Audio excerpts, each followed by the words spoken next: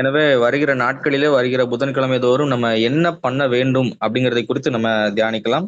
இன்னைக்கும் இது தொடர்ந்து காலம் கடைசியா இருக்கிறதுனால காலத்தின் கட்டாயத்தை உணர்ந்து இந்த விஷயத்தை நம்ம பேச தியானிக்க இருக்கிறோம். ஆஹ் ஆண்டவர் நமக்காக எல்லாவற்றையும் சிலுவையிலே செய்து முடித்தார். அவர் நமக்காக என்னெல்லாம் செய்யணுமோ நமக்காக ரத்தத்தை சிந்தினார், ஜீவனை கொடுத்தார், நமக்கு பரிசுத்தாவியை கொடுத்தார், நமக்கு வரங்களை கொடுத்தார், நமக்கு எல்லாவற்றையும் அவர் ஏற்கனவே கொடுத்து வைத்து விட்டு போய்விட்டார். இன்னுமே கர்த்தர் என்ன செய்யணுங்கிறதுக்கு ஒண்ணுமே இல்லை. அவர் எல்லாவற்றையும் கர்த்தர் எனக்காக யாவையும் செய்து முடித்தார் அப்படிங்கிறது நம்ம எல்லாருக்கும் தெரியும். இனிமே சரி. நம்ம அவருக்காக என்ன செய்ய வேண்டும், என்ன செய்ய போகிறோம் என்பதுதான் கேள்வி. ஓகே, இப்படி வந்திருக்கிற எல்லாருக்கும் ஆஹ் நம்ம இந்த சிந்தையிலே அதிகமா இருக்கணும். கர்த்தர் எனக்கு என்ன செய்ய போகிறார், கர்த்தர் எனக்கு என்ன செய்ய போகிறார் என்பது நம்ம அதிகமா கேட்கறதை விட, நான் கர்த்தருக்கு என்ன செய்ய போகிறேன், நான் அவருக்காக என்ன எப்படி வாழப் போகிறேன், என்ன செய்ய போகிறேன் அப்படிங்கிறதை குறித்து நம்ம அதிகமாய் நம்ம கேட்கணும். இன்னைக்கு நம்முடைய ஜெபம் எப்படி இருக்குதுன்னா, எனக்கு என்ன கிடைக்கும், எனக்கு என்ன நடக்கும், என் வாழ்க்கையில என்ன வச்சிருக்கிறார் இப்படிங்கிறது தான் நம்முடைய ஜெபமா இருக்கும். ஆனா இனிமே நம்மளுடைய எண்ணங்கள் எல்லாம் எப்படி இருக்கணும்னா, ஆண்டவரே நான் உங்களுக்காக என்ன பண்ணணும், கொஞ்சம் நம்முடைய ஜெபத்தை மாத்துவோம். ஆண்டவரே நான் உங்களுக்காக என்ன பண்ணணும், இந்த உலகத்துல தேவன் நம்மை படைத்ததுக்கான ஒரு நோக்கம் அதுதாங்க. நம்ம அவருக்காக ஏதோ ஒரு விஷயம் செய்ய வேண்டியது இருக்குது. அவர் எனக்காக எல்லாவற்றையும் செஞ்சு முடிச்சிட்டாரு. இனிமேயும் அவர்கிட்ட போயிட்டு ஆண்டவரே இதை பண்ணுங்க அது செய்வார், நமக்கு தேவையான நேரத்துல எல்லாவற்றையும் செய்வார். ஆனா இன்னைக்கு கொஞ்சம் நம்மளுடைய மனநிலைமையை கொஞ்சம் மாற்றி ஆண்டவர்கிட்ட கேளுங்க, ஆண்டவரே நான் உங்களுக்கு என்ன செய்யணும்ப்பா, நான் உங்களுக்கு என்ன செய்யணும் ஆண்டவரே. பவுல் அதுதான் கேட்டாரு. அவர் தேவன் தான் தன்னோடு பேசுகிறார் என்று பவுல் அறிந்த உடனே பவுல் ஆண்டவரே என்னை ஆசீர்வதிங்க, என்னை ரட்சிங்கலாம் அவர் சொல்லவே இல்லை. அவர் சொன்ன ஒரு வார்த்தை, ஆண்டவரே நான் என்ன செய்ய நீர் சித்தமா இருக்கிறீர்.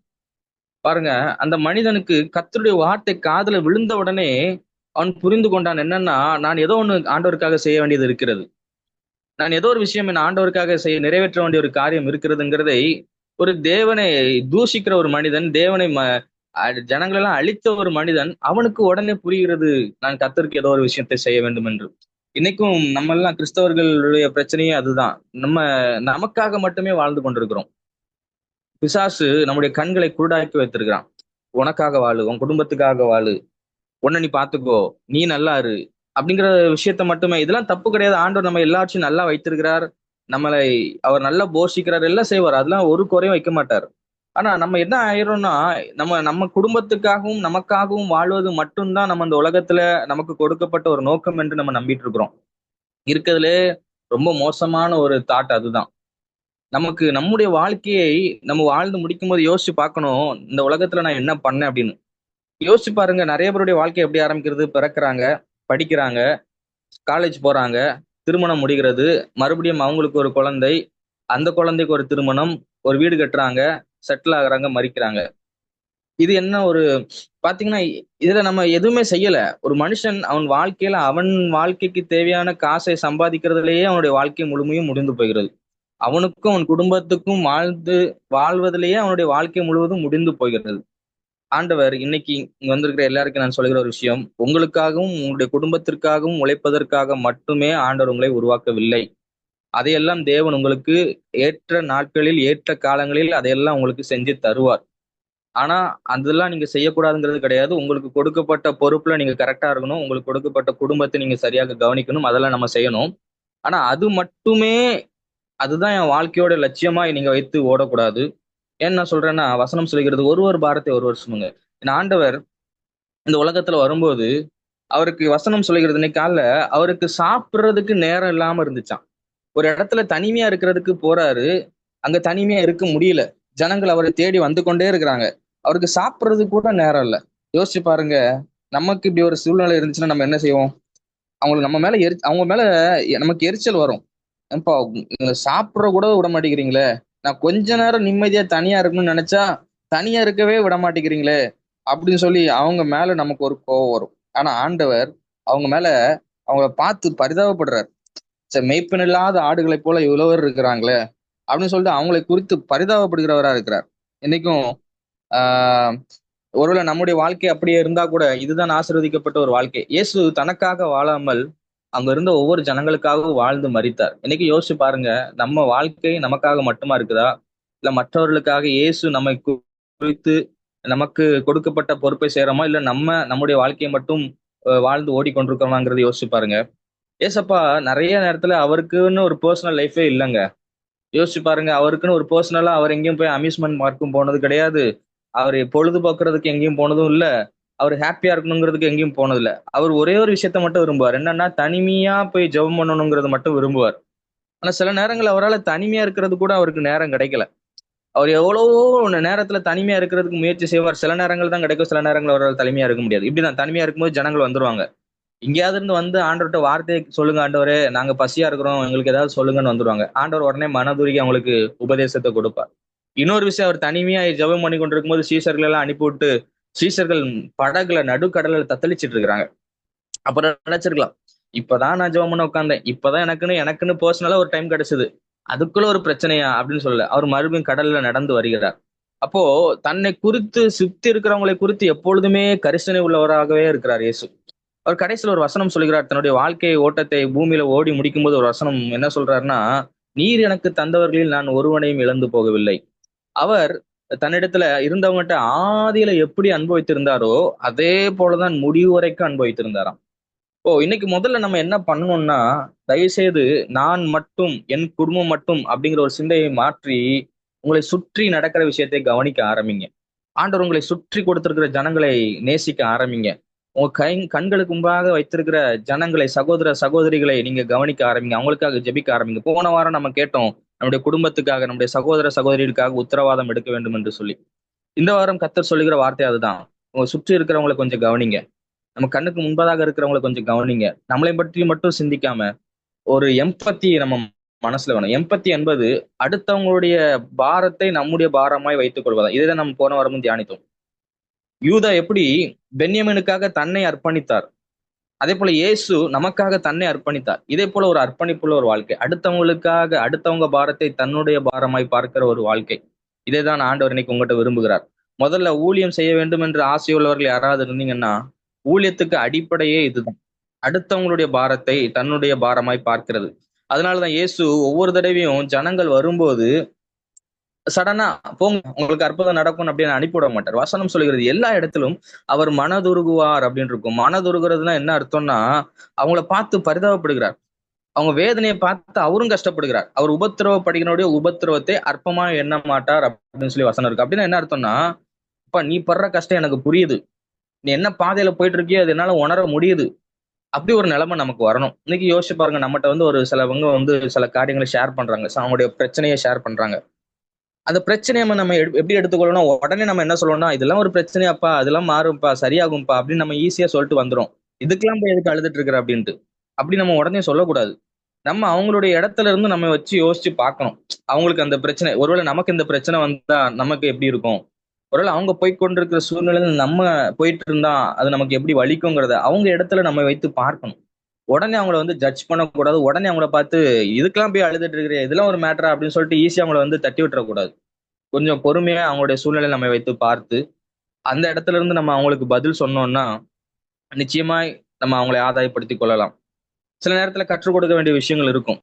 இதனா எனவே இந்த மாதிரி எம்பத்தியை நம்ம ஃபர்ஸ்ட் கிரியேட் பண்ணிக்கிறோம். முதல்ல ஊழியத்துல நம்ம செய்ய வேண்டிய அடிப்படையான ஒரு விஷயம் எம்பத்தி நமக்கு வேணும். அடுத்தவங்க, ஒரு மனுஷன் கீழே விழுந்து போகிறானா, கீழே விழுந்து போகும்போது ஆண்டவர் சொல்லுகிறார், சீலோகம்ல கோபுரம் விழுந்து 18 பேரை கொன்று போட்டதாம். அப்போ வந்து கேக்குறாங்க, சீலோகம்ல இப்படி கோபுரம் விழுந்து இத்தனை பேரும் செத்து போயிட்டாங்களே, அவங்க எல்லாம் எப்படிப்பட்டவங்க அப்படின்னு கேட்கும்போது இயேசு கிறிஸ்து சொல்லுகிறார், சீலோகம்ல கோபுரம் விழுந்து அவங்க எல்லாம் விழுந்து போன உடனே நீங்களாம் அவங்க எல்லாம் பாவிகள், நீங்கெல்லாம் பெரிய பரிசுத்தவான்கள் நினைச்சுக்கிறாதீங்க, நீங்களும் மனம் திரும்பாவிட்டால் உங்களுக்கும் இதே நிலைமை தான் அப்படின்னு சொல்லுவார். நம்ம யாராவது இப்படி கீழே விழுகிறாங்க, யாருக்கு மேலேயாவது இப்படி ஒரு பிரச்சனை வருதுன்னா நம்ம அவங்கள சாதாரணமா எடுத்துக்க வேணாம். ஏன்னா யாரு வேணா எப்ப வேணா விழுந்து போகலாம். அதற்கான சூழ்நிலை எல்லா இடத்திலும் இருக்கிறது. இயேசுவோடு கூட 3.5 வருடம் கூட ஒரே எங்க போனாலும் கூடவே போன ஒரு யூதாஸ் காரியத்து, இயேசு பட்ட அவமானங்களையும் கூட பங்குள்ளவரா இருந்தவர் இந்த யூதாஸ் காரியத்து. எல்லா இடத்துலயும் இருந்தார். இயேசு மரித்தவரை உயிரோடு எழுப்பும் போது கூட இருந்தார். இயேசு பேய்களை துரத்தும் போது கூட இருந்தார். இயேசு 5 அப்பங்களை 5000 பேருக்கு பங்கிட்டு கொடுக்கும் போதும் கூட இருந்தார். இப்படி எல்லாவற்றிலும் இயேசுவோடு கூட இருந்த ஒரு யூதாஸ் காரியத்து, அவரே கடைசியில ஆண்டவரை விட்டு விலகி போனார், மறுதளித்தார், காட்டி கொடுத்தார், துரோகம் செஞ்சார். அப்போ ஒரு மனிதன் விழுந்து போகிறதுக்கு பல சூழ்நிலைகள் இருக்கிறது. அப்போ என்ன பண்ணணும்னா, நம்ம வசனம் சொல்லுகிறது, அதாவது பவுல் சொல்லுகிறார், சுவாபத்தின்படி காட்டு ஒலிவ மரமா இருக்கிற ஒன்ன ஆண்டவர் நல்ல ஒலிவ மரத்துல ஒட்ட வச்சிருக்கிறார். நீ அதனால நீ ஒன்னும் பெரிய ஆளோ, அந்த வெட்டப்பட்ட கிளைகள் வந்து கம்மியானவங்களோ நீ நினைச்சிடாத, ஒரு நாள் நீ நினைச்சிடாத. ஆண்டவர் என்னைக்குனாலும் அந்த கிளையை மறுபடியும் ஒட்ட வைக்கிறதுக்கு வல்லவரா இருக்கிறார். எந்த கிளையை அவர் வெட்டி போட்டாரோ அந்த கிளையை மறுபடியும் அந்த ஒலிவ மரத்துல ஒட்டி வைக்கிறதுக்கு வல்லவரா இருக்கிறார். எனவே நம்ம கீழே விழுந்து போனவங்க, யாராவது ஒருத்தவங்க தப்பு பண்ணவங்க, யாராவது ஒருத்தவங்க அடிப்பட்டவங்க, இவங்களை குறித்து நம்ம அற்பமா என்ன வேண்டாம். ஏன்னா ஆண்டவர் எவரையும் மேன்மைப்படுத்தவும் பலப்படுத்த ஆண்டவரால முடியும். நம்ம அவங்களுடைய நிலைமையில நம்ம வைத்து பார்க்க வேண்டும். அவங்களோட சூழ்நிலை எந்த மாதிரி சூழ்நிலை அவங்க போயிட்டு இருப்பாங்கிறத நம்ம பார்க்கணும். ஏன்னா இயேசு அப்படிதான் பார்ப்பார். இயேசு எந்த மனிதனையும் பத்தியா நீ தப்பு பண்ணிட்ட பத்தியா அவ்வளவுதான் முடிஞ்சிருச்சு அப்படின்னு. பேதுரு பேதுரு மறுதளித்தது மட்டும் மற்ற சீசர்களுக்கு தெரிஞ்சிருச்சுன்னா பேதுருவ கூட்டத்தை சேர்த்திருக்கவே மாட்டாங்க. என்ன பேதுருவ இப்படி போய் ஆண்டவரை போய் மறுதளிச்சுட்டு வந்துட்டிய, இப்படி போய் ஆண்டவரை போய் சபிச்சுட்டு வந்திருக்கேன்னு சொல்லிட்டு. ஆண்டவருக்கு மட்டும் தான் தெரியும் பேதுரு தன்னை மறுதளித்தது. அப்போ அவன் பேதுருட்ட வந்து ஆண்டவர் வந்து அவன் மன நிலைமையை புரிஞ்சுட்டு பேதுருட்ட வந்து பேசுறாரு. பேதுருட்ட வந்து கேட்கல, என்ன பேதுரு இப்படி சொல்லிட்டா, பேதுருவே இப்படி மறுதளிச்சிட்டிய, பேதுருவே இப்படி தப்பா சொல்லிட்டிய, பேதுரு இப்படி இப்படி அசிங்கமா என்ன திட்டிட்டிய, உன்னை இவ்வளவு மதிச்சு உன்னை வந்து பிரதான சீசனா வச்சிருக்கிறேன், உனக்கு பரலோக ராஜ்யத்தின் திறவுகோலை கொடுத்துருக்கிறேன், நீ வந்து இப்படி என்ன சடனா விட்டு கொடுத்துட்டிய பேதுரு, அப்படிதான் கேட்கவே இல்லை. ஆண்டவர் வந்து பேதுருவை நேசிச்சாரு. பேதுருவும் தன்னை நேசிக்கிறது தெரியும். சரி, ஏதோ ஒரு மிஸ்டேக்ல சொல்லிட்டான், ஏதோ ஒரு மிஸ்டேக்ல விட்டு கொடுத்துட்டாங்க, ஏதோ ஒரு சந்தர்ப்ப சூழ்நிலையினால மறுதளிச்சிட்டாரு பேதுரு அப்படிங்கிறது ஆண்டவருக்கு நல்லாவே தெரியும். உடனே மறுதளிச்ச உடனே அவரை தள்ளி விடாம அவரை எப்படி மறுபடியும் அவரை வந்து எப்படி மறுபடியும் சேர்த்துக்கலாங்கிறதுக்கு ஆண்டவர் போராடுகிறார். இன்னைக்கு அப்படிதான். ஆண்டவர் ஒருத்தர் தப்பு பண்ணிட்டாரு, ஒருத்தர் விலகிட்டாருன்னு அவரை அப்படியே தள்ளி விட மாட்டார். அவர் மறுபடியும் என்ன அவரை சேர்த்து கொள்ளுகிறதுக்கு என்ன செய்யணுமோ அதெல்லாம் செய்வார். நினிவே ஜனங்களை குறித்து அவங்க கூக்குரல் வானவரிந்தே மெட்டினதான். சோதம் குமர ஜனங்களை போல அதிகமாய் பாவம் செஞ்ச ஒரு ஜனங்கள் நினிவே மக்கள். யோனாவுக்கே கோபம், ஆண்டவர் இவங்களாம் அழிச்சிருங்க அப்படின்னு சொல்லிட்டு. ஆனா ஆண்டவர் சொல்கிறாரு, வடது கைக்கும் இடது கைக்கும் வித்தியாசம் தெரியாதவங்கப்பா, இவங்களை எப்படி என்னால அழிக்க முடியும்? நீ ஒரு சாதாரண ஒரு ஆமணக்கு செடி, நீ வளர்க்காத ஒரு ஆமணக்கு செடிக்கே உனக்கு இவ்வளவு பரிதாபம் வருது. ஆனா வலது கைக்கும் இடது கைக்கும் வித்தியாசம் தெரியாத இந்த ஜனங்களை நான் எப்படி அழிக்க முடியும்? இவங்களுக்காக நான் பரிதாபியாமல் இருப்பேனோ அப்படிங்கிறார். ஆண்டவர் என்னைக்குமே அப்படிதாங்க. எனவே நான் எப்பவுமே ஆண்டவர் சைட்ல இருந்துருங்க. நான் தான் சொல்ல வரேன், நம்ம அடுத்தவங்களை குறித்து கர்சனை உள்ளவர்களா இருக்கும். அடுத்தவங்களுடைய இடத்துல நம்ம வைத்து பார்க்கணும். ஆண்டவர் எப்பவுமே அப்படிதான் பார்ப்பார். அவங்களை எப்படியாவது நம்ம மறுபடியும் தூக்கி எடுக்கிறதுக்கு முயற்சி செய்யணும். அவ்வளவுதான், நீ விழுந்துட்ட, நீ அப்படியே கடை, உனக்கு இதுதான், நீ பேசின பேச்சுக்கு இதுதான் உனக்கு நடக்கும் அப்படின்னு நம்ம யாரையும் நியாயம் கூடாது. ஆண்டவர் வந்து 99 ஆடு இருந்துச்சு, இருக்கு, 99 ஆடு, ஒரு ஆடு தானே போச்சு, 99 இருக்குல்ல அப்படின்னு விடமாட்டார். ஒரு ஆடு போனாலும் இந்த 99 விட்டுட்டு ஒரு ஆடை சேர்க்கிற வரைக்கும் அவர் அலைந்து திரிவார். அதுதான் ஆண்டவருடைய அன்பு. இன்னைக்கும் அப்படிதாங்க. யாரும் நம்ம கண்ணுக்கு முன்னாடி விழுந்து போகிறதுக்கு நம்ம அனுமதிக்க கூடாது. சுற்றி இருக்கிறவங்களை, கிட்டத்தட்ட இது போன வாரம் நான் பேசின அதே செய்தி தான். போன வாரமும் நான் அதை சொன்னேன். உங்க கூட இருக்கிறவங்களுக்காக நீங்க உத்தரவாதம் எடுக்கணும். உங்க கூட இருக்கிறவங்க சகோதர சகோதரிகளுக்காக, உங்க குடும்பத்துக்காக நீங்க உத்தரவாதம் எடுக்கணும்னு சொல்லியிருந்தேன். இந்த வாரம் உங்க கூட இருக்கிறவங்க மேல ஒரு கரிசனை உள்ளவங்களா இருங்க. கூட இருக்கிறவங்க தப்பு பண்ணாலும் அதை அவங்கள மறுபடியும் எப்படி ஆண்டவர்களை கொண்டு வரலாங்கிறத யோசிங்க. மாறாக அவங்கள நியாயம் திருத்தாதீங்க. நீ பண்ண தப்புக்கு தான் ஆண்டவர் உன்னை தண்டிச்சிட்டாரு. யோபுக்கு அப்படிதான் சொன்னாங்க. அவருடைய சிநேகிதர் 3 சிநேகிதர் வந்தாங்க. யோபுக்கு பயங்கர மகா உபத்திரம் வந்திருக்கு. அதை பார்த்தவங்க என்ன சொல்றாங்க தெரியுமா? நீ தப்பு பண்ணிருக்க, ஏதோ ஒரு தப்பு பண்ணிருக்க, அதனாலதான் ஆண்டவர் இப்படி தண்டிச்சிருக்கிறாரு. நீ பண்ண பேச்சு, நீ பேசின பேச்சுக்கு தான் ஆண்டவர் உன்னை இப்படி உட்கார வச்சிருக்கிறாரு அப்படின்னு 3 பேரும் மாத்தி மாத்தி யோபுவை வந்து குற்றப்படுத்திட்டே இருக்கிறாங்க. குற்றப்படுறது ஓகே அடுத்தவங்களுக்கு, ஆனா என்ன பண்ணிருக்கணும், அவங்க கொஞ்சம் யோபுக்கு சப்போர்ட் பண்ணிருந்தணும். யோபு ஒருவேளை தப்பு பண்ணியிருந்தாலுமே, ஏதோ ஒரு விஷயம் செஞ்சிருந்தாலுமே ஃபுல்லா குற்றப்படுத்திட்டே இருந்தோம்னா அவங்க சோர்ந்துருவாங்க. அதுக்கப்புறம் அவ்வளவுதான், முடிஞ்சது அவங்க வாழ்க்கை. அவங்களை எப்படியாவது மறுபடியும் கட்டணும், எப்படியாவது அவங்கள மறுபடியும் ஆண்டவர்களை கொண்டு வரணும். இதுதான் நம்முடைய எண்ணமா இருக்கணும். யோசிச்சு பாருங்க, ஆண்டவர் மட்டும் நம்ம லைஃப்ல நம்ம ஒரு தப்பு பண்ணும்போது சரி நீ போ அப்படின்னு விட்டுருந்தாருன்னா நம்ம லைஃப் என்னைக்கும் முடிஞ்சிருக்கும். நம்ம தவறு பண்ணும்போது நீ போ அப்படின்னு சொல்லியிருந்தாருன்னா நம்ம லைஃப் அன்னைக்கோட முடிஞ்சிருக்கும். அவர் அப்படி பண்ணல. அவர் நமக்காக காத்து இருந்தார், பொறுமையா இருந்தார். ஒரு பாஸ்டர் எப்படி சொல்லுவாரு, ஆண்டவர் வந்து உடைப்பாராம். எப்படி உடைப்பாருன்னா அன்புனால உடைப்பார். சில நேரங்களில் நம்ம நிறைய தப்பு பண்றதுக்கு அனுமதிப்பார். நீ பண்ணு பண்ணு பண்ணுன்னு விட்டுட்டே இருப்பார். நம்ம செய்யறதுக்கெல்லாம் மன்னிப்பார். நம்ம செய்யறதுக்கெல்லாம் மறுபடியும் மறுபடியும் நம்மளை நேசிப்பார், மன்னிப்பார். ஒரு கட்டத்துல என்ன ஆகும் தெரியுமா? அவருடைய நேசத்தை தாங்க முடியாம நம்ம உடஞ்சிரும். அவர் நம்ம மேல மன்னிப்பை கொடுக்க கொடுக்க கொடுக்க, நம்ம மேல அன்பை கொடுக்க கொடுக்க கொடுக்க, அதுக்கு மேல அவருடைய அன்பு நம்மளை உடைக்க ஆரம்பிச்சிடும். தண்டிச்சா கூட அப்படி ஒரு மன கசப்பு, நம்ம அப்படி ஒரு மனம் திரும்புதல் வராது. அன்பை வச்சு காட்டி காட்டி நம்மளை உடைப்பார். அதிக அன்பை காட்டி காட்டி நம்ம உடைப்பார். அப்படி அன்பு நம்மளை ஏவிட்டே இருக்கும்போது ஒரு கட்டத்துக்கு மேல நம்ம செஞ்ச தப்பு மேல நமக்கு ஒரு கசப்பு வந்துடும். இவ்வளவு நேசிக்கிற ஒரு ஆண்டவருக்கு நான் இனிமேலும் துரோகம் பண்ண மாட்டேன், இவ்வளவு என் மேல மன்னிக்கிற ஒரு ஆண்டவருக்கு நான் இனிமேலும் துரோகம் பண்ண மாட்டேங்கிற ஒரு எண்ணம் வந்துடும். இப்படிதான் ஆண்டவர் ஒவ்வொருத்தருடைய வாழ்க்கையில இங்க வந்திருக்கிற மற்றவங்களுக்கு நான் உங்களால சொல்ல முடியும். இதே போலதான் ஆண்டவர் உங்களை உடைத்து இந்த இடத்துல கொண்டு வந்து நிறுத்திருக்கிறார். உங்களை குற்றப்படுத்தாம, உங்களை நியாயம் தீர்க்காம, நியாயம் தீர்க்கிறதுக்கு அவருக்கு பல அதிகாரம் இருக்கு. இங்க வந்திருக்கிற எல்லாரையும் நியாயம் தீர்க்கிறதுக்கு அவருக்கு பல காரணங்கள் இருக்கு. நம்ம செஞ்ச தப்ப சுட்டி காட்டுறதுக்கு அவருக்கு நிறைய கையில இருக்கு. ஆனா அதெல்லாம் அவர் செய்யாம அன்பை காட்டி காட்டி நம்மளை உடைச்சு இந்த இடத்துக்கு கொண்டு வந்திருக்கிறார். மன்னிப்பை கொடுத்து கொடுத்து இந்த இடத்துக்கு கொண்டு வந்திருக்கிறார். அப்போ இதே குணங்கள் நம்மகிட்ட இருக்கணும். இதுதான் ஆண்டவர் எதிர்பார்க்கிறார். நான் உன்னை மன்னித்தது போல நீ மற்றவர்களை மன்னிக்கணும். நான் உன்னை ஏற்றுக்கொண்டது போல நீனும் மற்றவர்களை ஏற்றுக்கொள்ள வேண்டும். நான் உன்னை பார்க்கறது போல நீயும் மற்றவங்களை பார்க்கணும். நீங்க ஒரு ஜெபத்தை நீங்க பண்ணணும். என்ன ஜெபம்னா, ஆண்டவரே உங்க பார்வை எனக்கு தாங்க ஆண்டவரே. நீங்க எப்படி பாக்குறீங்களோ அதே மாதிரி நான் பார்க்கணும். ஒரு மனுஷனை நீங்க எப்படி பாக்குறீங்களோ அதே மாதிரி நான் பார்க்கணும். சகைவ எல்லாரும் ஆயக்காரன், அவன் ரொம்ப மோசமானவன் அப்படின்னு பார்த்துட்டு இருக்கிறாங்க. ஆனா ஆண்டவர் அவனை வந்து வேற ஒரு மனிதனா பாக்குறாரு. ஆபிரகாமின் குமாரனா பாக்குறாரு. இதே கண்கள் நமக்கு வேணுங்க. நம்ம எத்தனை சகையுவ நம்ம நியாயம் திருத்திட்டு போயிட்டே இருக்கிறோம். நிறைய பேரை பார்க்கும்போது இவன் ஒரு சகையு, இவன் ஆயக்காரன், மோசமானவன் அப்படின்னு நம்ம தாண்டி போயிட்டே இருக்கிறோம். ஆண்டவர் அவர் வந்து ஒரு ஆபிரகாமின் குமாரனா பாக்குறாரு. யோசிச்சு பாருங்க, ஒரு பிசாசு பிடிச்ச ஒரு லேகியோன், அந்த மனுஷனை சொல்றாங்க இவன் ரொம்ப கொடூரமான ஒரு மனுஷன், அவனை யாராலும் மடக்க முடியாது, இவனெல்லாம் நம்ம பார்த்தா இவனெல்லாம் நம்ம அவாய்ட் பண்ணணும், இவங்கெல்லாம் பக்கத்திலே போகக்கூடாது, அந்த சைடே நம்ம போகக்கூடாது. அப்படிதான் அந்த மனுஷன் இருக்கிற இடத்துக்கு யாரும் போக மாட்டாங்களாம். அவன் டேஞ்சரஸான ஒரு ஆளு. அதனால அவன் இருக்கிற இடத்துக்கு போகாம அவனை அவாய்ட் பண்ணிட்டு இருந்தாங்க. ஆனா ஏசப்பா அவனை தேடுறதுக்காக, அவனை பாக்குறதுக்காக ஒரு கடலையே தாண்டி போறாரு. அந்த ஒரு மனுஷனை பாக்குறதுக்காக கடலையே தாண்டி போகிறார். இந்த மனுஷங்களாம் அவங்கள பேய் பிடித்தவன், பிசாசு பிடித்தவன், யாருக்கும் அடங்காதவன், அவன் கொடூரமானவன் அப்படின்னு பார்த்துட்டு இருக்கும்போது ஆண்டவர் அவனை வந்து இந்த இடத்துக்கு இவன் தான் ஊழியம் செய்யறதுக்கு தகுதியானவன் அப்படிங்கிற பார்வையில அவர் பார்க்கிறார். இதுதான் ஆண்டவருடைய பார்வை. இன்னைக்கும் இந்த பார்வை நமக்கு வேணும். இந்த பார்வை வேணும். நம்ம உலகம் கண்கள்ல நம்ம பார்க்காம ஆண்டவருடைய கண்கள்ல மனிதர்களை பார்க்க ஆரம்பிக்கும் போது அவர்கள் எவ்வளவு விசேஷித்தவர்கள் என்று நமக்கு தெரியும்.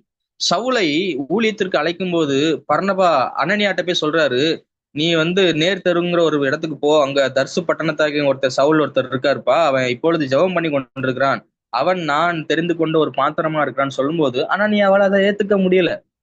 ஆண்டவரே அவன் கொள்ளைக்காரன், அவன் வந்து ஜனங்களை அடிக்கிறவன், உங்களுடைய ஜனங்களை துன்பப்படுத்துகிறவன் அப்படிங்கிறார். நான் ஆண்டவர் சொல்றாரு, உனக்குதான் அப்படி தெரியுது, நான் அவனை புறஜாதிகளுக்கும் இஸ்ரவேலருக்கும் ஒரு சுவிசேஷகனாக வச்சிருக்கிறேன்ப்பா, அவன் எனக்காக நிறைய பாடுபட வேண்டியிருக்கிறது அப்படிங்கிறாரு. ஆண்டோடைய பார்வை அது. சீஷர்கள் எல்லாம் பவுலை அக்செப்ட் பண்றதுக்கு பயப்படுறாங்க. நம்மளை அடிச்சிருவான், நம்மளை ஏதாவது பண்ணிடுவான்னு சொல்லிட்டு பவுலுடைய பழைய வாழ்க்கையை வைத்து பவுலை ஜட்ஜ் பண்ணிட்டு இருக்கிறாங்க. ஆனா ஆண்டவர் பவுல் பிற்காலத்துல என்ன செய்ய போறாருங்கிறத வச்சு பவுலை பார்த்து கொண்டிருக்கிறார். இந்த பார்வை தான் நமக்கு வேணும். இன்னைக்கு நிறைய மனிதர்களை நம்ம வந்து உடனே இவங்கெல்லாம் வேணாம், நம்ம வாழ்க்கையில இவங்களெல்லாம் தள்ளி வைக்கணும் அப்படின்னு சொல்லி நம்ம முடிவெடுத்துட்டு இருக்கிறோம். ஆனா ஆண்டவர் ஒரு விஷயம் நீங்க உட்கார்ந்து யோசிச்சு பாருங்க, இந்த மனிதனை ஆண்டவர் எப்படி பார்ப்பார்?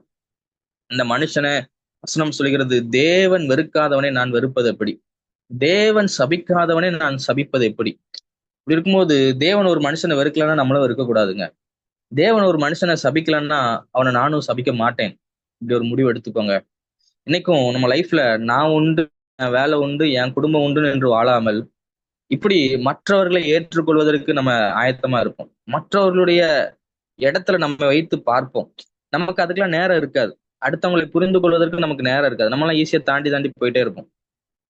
உண்மை சொல்லணும்னா அது கஷ்டம்தான். எல்லா உலகத்தில் உள்ள எல்லாரையும் நம்ம புரிஞ்சு கொள்ற அளவுக்கு நமக்கு சக்தி கிடையாது. ஆண்டவரால மட்டும்தான் அது முடியும். ஆனால் உங்களுக்கு கூட இருக்கிறவங்கள உங்களுக்கு முடிந்த வரைக்கும் வசனம் அப்படிதான் சொல்றாரு, கூடுமானால் எல்லாரோடும் சமாதானமா இருங்கள் அப்படிதான். கூடுமானால் முடிந்த அளவுக்கு பொறுமையை காட்டுங்க, முடிந்த அளவுக்கு கரிசனையை காட்டுங்க, முடிந்த அளவுக்கு அவங்க இடத்துல உங்களை வச்சு பாருங்க. இப்படி பார்க்கும்போது நீங்க ஆண்டவருக்கு பிரியமானவர்களா இருப்பீங்க. ஏன் இதெல்லாம் சொல்றேன்னா, தொடர்ந்து நம்ம ஒவ்வொரு வாரமும் ஒவ்வொரு காரியத்தை பார்க்க போகிறோம். இது ஒரு ஆரம்பம், சின்ன ஒரு ஆரம்பம். முதல்ல ஊழியம் பண்ண வேண்டும் என்கிற ஆர்வம் இங்க வந்திருக்கிற பலருக்கு இருக்கிறதே என்னால உணர முடிகிறது. நான் ஊழியம் பண்ணணும், ஆண்டவருக்காக ஏதாவது ஒன்று செய்யணுங்கிற ஒரு ஆசை இருக்கு. அப்படி ஆசைப்படுகிறவர்கள் முதல்ல நீங்க செய்ய வேண்டிய விஷயம் இதுதான். நீங்க முதல்ல முதல்ல அடுத்தவங்களுடைய இடத்துல உங்களை வச்சு பார்க்கிறதுக்கு பழகிக்கோங்க. அப்படின்னாதான் ஆண்டுடைய பார்வை, ஆண்டுடைய சிந்தை உங்களுக்குள்ள வரும். அடுத்தவங்களுடைய கஷ்டத்தை உங்க கஷ்டமா பார்க்க ஆரம்பிங்க. அப்போதான் ஆண்டவருடைய எண்ணங்கள், ஆண்டவருடைய இருதயம் உங்களுடைய இருதயமாய் ஒன்றாய் மாறும். இல்ல, நான் என் வேலைதான், எனக்கு மட்டும்தான் பிரச்சனை, வேற யாருக்கும் பிரச்சனையே இல்லை, என் பிரச்சனையே பெருசு, அதை மட்டும் நான் பார்த்துட்டு போறேன்னு சொன்னான்னா யாராலையும் ஊழியம் பண்ண முடியாது. ஆண்டவர் இப்படிப்பட்டவர்களை தான் ஊழியத்துல பயன்படுத்துவார். ஏன் யாக்கோவுக்கு 12 குமாரர்கள் இருந்தாங்க. 12 குமாரர்கள்ல யோசேப்பை மட்டும் ஏன் ஆண்டவர் உயர்த்தி வைத்தார்? ஏன் யோசேப்புக்கு மட்டும் அவ்வளவு பெரிய ஒரு பொறுப்பு, ஏன் அவ்வளவு பெரிய ஒரு பதவியை ஏன் கொடுத்தார்? யோசிச்சு பாருங்க. எதுக்குன்னா, நிறைய உலக மனிதர்கள் இருக்கிறாங்க, அவங்க கையில இவ்வளவு பெரிய ஒரு பொறுப்பை கொடுத்து ஜனங்கள் பஞ்சத்துல வருவாங்க, பஞ்சத்துல வர்றவங்களுக்கு எல்லாம் நீதான் உணவு அளிக்கணும் அப்படின்னு சொல்லி கொடுத்தோம்னா நிறைய பேர் என்ன பண்ணுவாங்க தெரியுமா? கொடுக்குற காசை அவங்களுக்கும் அவங்க குடும்பத்துக்கும் மட்டும் யூஸ் பண்ணிப்பாங்க. பஞ்சத்துல வர்ற ஜனங்களை கவனிக்க மாட்டாங்க. ஆனா அந்த பொறுப்பை யோசேப்ட கொண்டு கொடுத்தா மட்டும்தான் யோசேப்பு பஞ்சத்துல இருக்கிற எல்லாத்துக்கும் உணவளிப்பான். மத்தவங்க எல்லாம் தான் உண்டு தன் குடும்பம் உண்டு மட்டுமே வாழ்ந்துட்டு போயிடுவாங்க. அதனாலதான் இந்த தரிசனம் யோசேப்புக்கு கொடுக்கப்பட்டிருந்துச்சு. சுயநலம் இல்லாத ஒரு மனிதன், அடுத்தவங்களை குறித்து கரிசனை உள்ள மனிதன், தன்னுடைய சகோதரர்கள் தன்னை வெறுக்கிறார்கள் என்று தெரிந்தும் சகோதரனை விசாரிக்க சென்ற ஒரு மனுஷன்.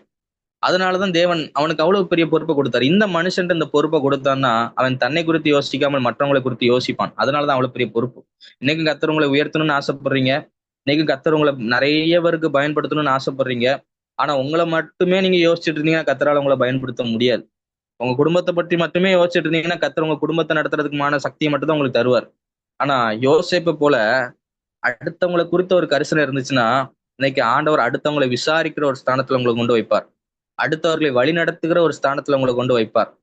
நம்ம எப்படி வழி நடத்த முடியும்? நமக்குள்ள ஒரு அந்த எம்பத்தி இல்லைன்னா அடுத்தவங்களுடைய கஷ்டத்தை எப்படி நம்மளால புரிஞ்சு கொள்ள முடியும்? உங்களோட நியாயத்துக்கு வராங்க, ஒரு ராஜாவா இருக்கிறாரு, ராஜாவுக்கு அடுத்தவங்களுடைய கஷ்டம் புரியலன்னா அந்த ராஜா எப்படி கரெக்டா ஒரு நியாயத்தை சொல்லுவாரு? கரெக்டா எப்படி நியாயம் தீர்ப்பார்? தீர்க்க முடியாது.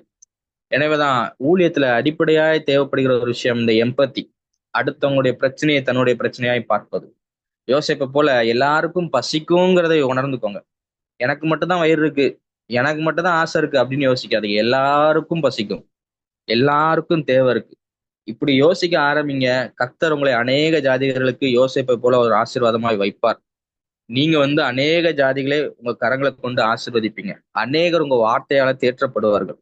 அநேகருக்கு நீங்க சுகம் கொடுக்கிற ஒரு கருவியா இருப்பீங்க. எப்ப தெரியுமா? இந்த எம்பத்தி உங்களுக்குள்ள வரும்போது. அடுத்தவங்களை குறித்ததான பாரத்தை நீங்க அடுத்தவங்களுடைய பாரத்தை உங்களுடைய பாரமாய் பார்க்கும்போது கர்த்தர் உங்களுக்கு வரத்தை கொடுப்பார். கர்த்தர் உங்களுக்கு ஊழியத்தை கொடுப்பார். அநேகரை உங்களுக்கு கீழே கொண்டு வருவார். ஒரு பெரிய மந்தையை கொடுப்பார். நான் ஜெபிக்கலான்னு ஆசைப்படுகிறேன். நம்ம கண்களை மூடி நம்ம ஜெபிப்போம். நல்ல பிதாவே, இந்த அருமையான வேலைக்கு நன்றி செலுத்துகிற சப்பா. இந்த வேலையிலும் ஆண்டு வந்திருக்கிற ஒவ்வொருவரையும் ஆசீர்வதிங்க. ஊழிய தரிசனத்தை கொடுத்தது ஒவ்வொருத்தரையும் நீங்க அழைத்து கொண்டு வந்திருக்கிறீங்க. ஊழியத்துல அவங்க என்ன செய்யணுங்கிறத நீங்க கற்றுக் கொடுங்க சப்பா. இன்னும் இன்னும் அதிகமாய் அதிகமாய் அடுத்தவங்களுக்கு குறித்த சிந்தனையை கொடுங்க சப்பா. சுயநல எண்ணங்கள் எல்லாம் எடுத்து போடுங்க சப்பா. தான் மட்டும் வாழ்ந்தா போதும், எனக்கு மட்டும்தான் அப்படிங்கிற ஒரு சிந்தை எல்லாம் இயேசுவின் நாமத்தில் இப்பொழுதே போகட்டும் அப்பா. சுயம் என்னில் சாம்பலாய் மாறட்டும் ஆண்டவரே. இப்பொழுதே சுயத்தின் எண்ணங்கள் மறைந்து போகட்டும் இசப்பா. தன்னை குறித்து மட்டுமே சிந்திக்கிற எண்ணங்கள் மறைந்து தன்னை சுற்றி இருக்கிறவர்களையும் சிந்திக்கட்டும். இந்த உலகத்தை குறித்து சிந்திக்கட்டும். கஷ்டப்படுகிறவர்களை குறித்து சிந்திக்கட்டும். மற்றவர்களுடைய பாரத்தை தன்னுடைய பாரமாய் பார்க்க ஆரம்பிக்கட்டும் இசப்பா. எங்களோட பேசின தயவுக்கு நன்றி. வந்திருக்கிற ஒவ்வொருவரையும் ஆசீர்வதிங்க. இப்போ ஊழியத்துல பல இடங்களுக்கு அழைத்து சென்று பயன்படுத்துங்க சப்பா. பலர் இவர்கள் மூலமாய் ஆசீர்வதிக்கப்படட்டும். யோசேப்பு எப்படி ஒரு தேசங்களுக்கு ஒரு ஆசீர்வாதமா இருந்தானோ அதே போல தேசங்களுக்கு இவர்களை கொண்டு நீர் ஒரு ஆசீர்வாதமாய் மாற்றுங்க. அந்த ஒவ்வொருவரையும் ஆசீர்வாதிங்க, பலப்படுத்துங்க. எல்லா துதிக்கான மகிமை உமக்கு செலுத்துகிறேன். இயேசுவின் நாமத்திலே ஜெபிக்கிறேன், பிதாவே. ஆமென்.